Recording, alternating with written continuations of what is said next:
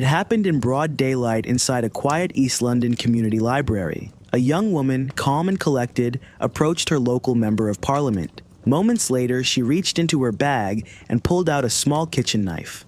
What followed would become one of the UK's most startling political attacks in recent memory.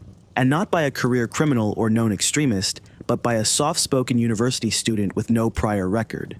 Roshanara Choudhury was born and raised in East London, the daughter of Bangladeshi immigrants. She was a high-achieving student who excelled in academics, eventually earning admission to King's College London to study English and communications. Teachers and classmates described her as intelligent, respectful, and devout in her faith. By all accounts, she showed no signs of aggression or radical tendencies throughout her early life.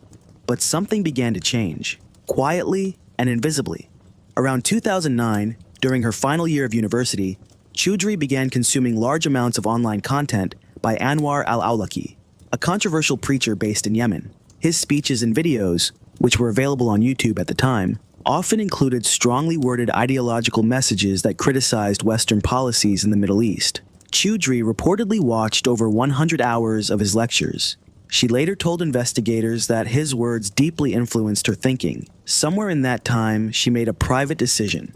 She would take matters into her own hands. Her chosen target was Stephen Timms, the Labour MP for East Ham, who had previously voted in favor of the Iraq War. In her mind, this made him responsible for the suffering of innocent civilians overseas. She began to research his schedule and learned he held regular open meetings with constituents at the Beckton Globe Library. On May 14, 2010, Choudhury arrived at the library, waited patiently in line, and when it was her turn, she greeted Timms politely, before suddenly stabbing him twice in the abdomen with a 3-inch knife. The attack was fast, shocking, and deliberate. Timms collapsed but survived, as the knife had narrowly missed his vital organs. Staff and security quickly intervened, restraining Choudhury until authorities arrived. She was arrested on the spot, and during questioning, confessed almost immediately.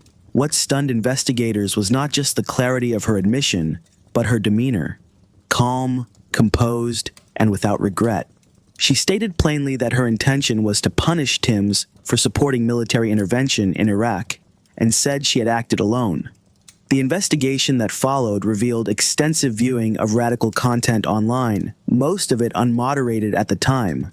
Her case highlighted a disturbing reality, that online messaging could strongly influence individuals without direct contact or training.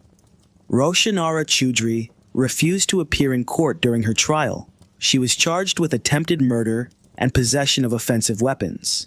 The presiding judge, Mr. Justice Cook, described the attack as a calculated and ideological act of violence against a public servant. On November 3, 2010, she was found guilty and sentenced to life imprisonment with a minimum term of 15 years. She showed no reaction when the verdict was read. At the time, she was just 21 years old. Stephen Timms made a full physical recovery and returned to Parliament within weeks. He was widely praised for his resilience and grace, choosing not to retaliate with fear or division. But the emotional weight of the incident lingered, not just for him, but for a nation. The case of Roshanara Choudhury became a turning point in conversations about online radicalization.